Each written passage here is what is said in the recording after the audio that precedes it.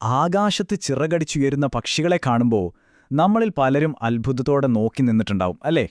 അപ്പോൾ ഇന്ന് നമ്മൾ ആ അത്ഭുത ലോകത്തേക്ക് ഒരുമിച്ചൊരു യാത്ര പോവാണ്. പക്ഷികളെ യഥാർത്ഥത്തിൽ ഇത്ര സവിശേഷമാക്കുന്നത് എന്താണെന്ന് നമുക്കൊരുമിച്ച് കണ്ടെത്താം. അപ്പോൾ നമ്മുടെ ഈ യാത്രയിൽ എന്തൊക്കെയാണ് കാണാൻ പോകുന്നതെന്ന് നോക്കാം. നമ്മൾ ആദ്യം പക്ഷികളെപ്പറ്റിയുള്ള ചില അടിസ്ഥാന കാര്യങ്ങൾ പഠിക്കും. പിന്നെ അവയുടെ അതിജീവന രീതികളും ലോക റെക്കോർഡുകളും എന്തൊക്കെയാണെന്ന് നോക്കും. അതിനുശേഷം പക്ഷികൾ കൂടൊരുക്കുന്നതിലെ ആ ഒരു കലയെക്കുറിച്ചും അവയുടെ സംരക്ഷണം എത്രത്തോളം പ്രധാനപ്പെട്ടതാണെന്നും നമ്മൾ മനസ്സിലാക്കും. ശരി, അപ്പം നമുക്ക് ഏറ്റവും ബേസിക് ആയിട്ടുള്ള കാര്യങ്ങളിൽ നിന്ന് തന്നെ തുടങ്ങാം. ആരാണ് ഈ തൂവലുകളുള്ള നമ്മുടെ കൂട്ടുകാർ? നമുക്കൊന്ന് പരിചയപ്പെടാം. നിങ്ങളൊരു പക്ഷിയെ കാണുമ്പോൾ എന്താ ആദ്യം ശ്രദ്ധിക്കാറ്? അതിൻ്റെ നിറമാണോ? അതോ അത് പാടുന്നത് കേട്ടിട്ടാണോ നിങ്ങൾ തിരിച്ചറിയുന്നത്? അതെ, നിങ്ങൾ വിചാരിച്ചതുപോലെ തന്നെ. നമ്മൾ പക്ഷികളെ തിരിച്ചറിയുന്നത് പ്രധാനമായും അവയുടെ ശബ്ദം, നിറം, പിന്നെ അവയുടെ ചില പ്രത്യേക ശീലങ്ങൾ, വലുപ്പം, ഇതൊക്കെ നോക്കിയിട്ടാണ്. ഓരോ പക്ഷിക്കും അതിൻ്റേതായ ഒരു ഐഡന്റിറ്റി ഉണ്ട്. ഈ ചിത്രമൊന്ന് നോക്കിക്കേ.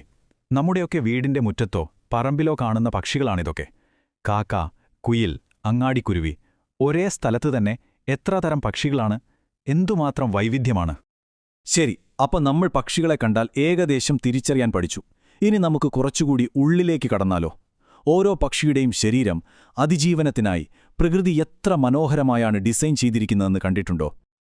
അതായത് ഓരോ പക്ഷിയുടെയും രൂപത്തിന് പിന്നിൽ കൃത്യമായ ഒരു കാരണമുണ്ട്. ഒരു മരംകൊത്തിയുടെ കൊക്ക് എന്തുകൊണ്ടാണ് ഒരു താറാവിന്റെ കൊക്കിൽ നിന്ന് ഇത്ര വ്യത്യസ്തമായിരിക്കുന്നത്? അതിന്റെ ഉത്തരം അവയുടെ ജീവിത രീതിയിൽ തന്നെയുണ്ട്. ഒരു പക്ഷിയുടെ ശരീരമെന്ന് പറഞ്ഞാൽ ശരിക്കും ഒരു എഞ്ചിനീയറിംഗ് അത്ഭുതം തന്നെയാണല്ലേ? ഈ ചിത്രത്തിൽ കാണുന്നതുപോലെ കൊക്കിന്റെ അറ്റം മുതൽ വാലിലെ അവസാനത്തെ തൂവൽ വരെ ഓരോ ഭാഗത്തിനും അതിൻ്റേതായ ഒരു ജോലിയുണ്ട്. ഇവിടെയാണ് ശരിക്കും രസം. നമ്മൾ നേരത്തെ കണ്ട ആ ശരീരഭാഗങ്ങൾ എങ്ങനെയാണ് അവയുടെ ഭക്ഷണരീതിയെ സഹായിക്കുന്നതെന്ന് നോക്കാം. താറാവിന്റെ പരന്ന കൊക്ക് വെള്ളത്തിൽ നിന്ന് ഭക്ഷണം അരിച്ചെടുക്കാൻ വേണ്ടിയുള്ളതാണ്. എന്നാൽ പരുന്തിന്റെ വളഞ്ഞ കൂർത്ത കൊക്ക് ഇരയെ കീറിമുറിക്കാനും. എല്ലാം അതിജീവനത്തിന്റെ ഭാഗമാണ്. റെക്കോർഡുകളില്ലാത്ത എന്ത് ലോകമാണുള്ളതല്ലേ?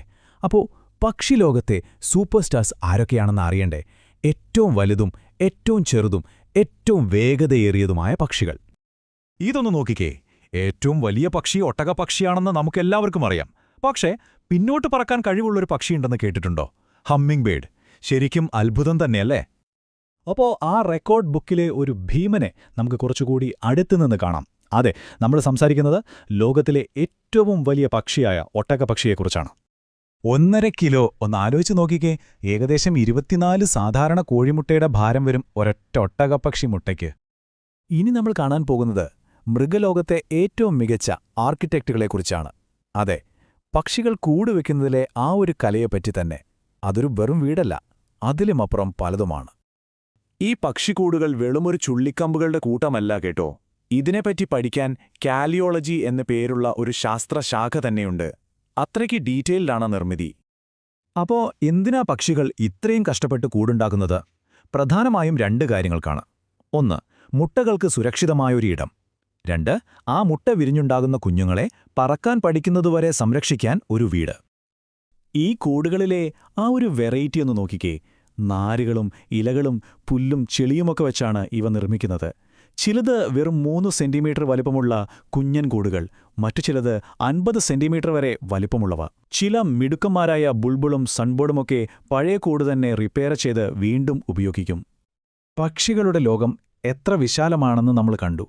ഇനി ആ ലോകം നിലനിർത്താൻ അവർ നടത്തുന്ന അതിജീവനത്തിനായുള്ള യാത്രകളെക്കുറിച്ചും അവരെ സംരക്ഷിക്കുന്നതിൽ നമുക്കുള്ള പങ്കിനെക്കുറിച്ചും സംസാരിക്കാം. അതെ, ചില പക്ഷികൾക്ക് ഒരൊറ്റ വീടല്ല ഉള്ളത്. നല്ല കാലാവസ്ഥയും ഭക്ഷണവും തേടി ആയിരക്കണക്കിന് കിലോമീറ്ററുകളാണ് അവ ഓരോ വർഷവും പറക്കുന്നത്. പ്രകൃതിയിലെ ഏറ്റവും വലിയ അത്ഭുതങ്ങളിൽ ഒന്നാണത്. അപ്പോൾ ഈ ദീർഘയാത്രയ്ക്കിടയിൽ അവർക്കൊന്ന് വിശ്രമിക്കാനും ഭക്ഷണം കഴിക്കാനും ഒക്കെ ഒരു സുരക്ഷിതമായ സ്ഥലം വേണ്ടേ? അതിനുവേണ്ടിയാണ് നമ്മൾ പക്ഷി സങ്കേതങ്ങൾ ഉണ്ടാക്കുന്നത്. അതായത് അവരുടെ സ്വന്തം സേഫ് സോൺ. വേഴാമ്പലിനെ കാട്ടിലെ കർഷകൻ എന്നാണ് വിളിക്കുന്നത്. എന്തുകൊണ്ടെന്നറിയാമോ? കാട്ടിൽ വിത്തുകൾ പാകി പുതിയ മരങ്ങളുണ്ടാക്കുന്നതിൽ വലിയൊരു പങ്ക് ഈ പക്ഷികൾക്കുണ്ട്. ഇതുപോലെ ഓരോ പക്ഷിയും നമ്മുടെ പ്രകൃതിക്ക് എത്രത്തോളം പ്രധാനപ്പെട്ടതാണെന്ന് ഓർക്കണം. പക്ഷേ സങ്കടകരമായ ഒരു കാര്യമെന്താണെന്ന് വെച്ചാൽ, പ്രകൃതിക്ക് ഇത്രയും വേണ്ടപ്പെട്ട ഇവരിൽ പലരും ഇന്ന് ഭീഷണിയിലാണ്. നമ്മുടെയൊക്കെ വീടിന്റെ പരിസരത്ത് നിന്ന് അങ്ങാടിക്കുരുവികൾ കുറഞ്ഞു പോകുന്നത് നിങ്ങൾ ശ്രദ്ധിച്ചിട്ടില്ലേ? അത് ഇതിന്റെ ഒരു സൂചനയാണ്. സ്വാഭാവികമായും പക്ഷികളുടെ ഈ ലോകം എപ്പോഴും മനുഷ്യർക്കൊരു കൗതുകമായിരുന്നു. അതിലൊരാളാണ് ഇന്ത്യയുടെ പക്ഷിമനുഷ്യൻ സലീം അലി, പക്ഷി നിരീക്ഷണത്തിനായി ജീവിതം മാറ്റിവെച്ചയാൾ. പക്ഷേ ഈ നിരീക്ഷണങ്ങളിലൂടെ നമ്മളൊരു കാര്യം മനസ്സിലാക്കി: ഈ ലോകം എത്ര ദുർബലമാണെന്ന്. അതുകൊണ്ടാണ് റെഡ് ഡാറ്റ ബുക്ക് ഇത്ര പ്രധാനപ്പെട്ടതാവുന്നത്. വംശനാശ ഭീഷണി നേരിടുന്ന പക്ഷികളെ ഇത് ലിസ്റ്റ് ചെയ്യുന്നു. അങ്ങാടിക്കുരുവികളെപ്പോലുള്ള സാധാരണ പക്ഷികൾ പോലും ഭീഷണിയിലാണ്. അതിനൊരു ഓർമ്മപ്പെടുത്തലാണ് മാർച്ച് 20. അവയുടെ പാട്ടുകൾ നമ്മുടെ ലോകം നിറയ്ക്കുന്നുണ്ട്. പക്ഷേ നമ്മളത് ശ്രദ്ധിക്കുന്നുണ്ടോ?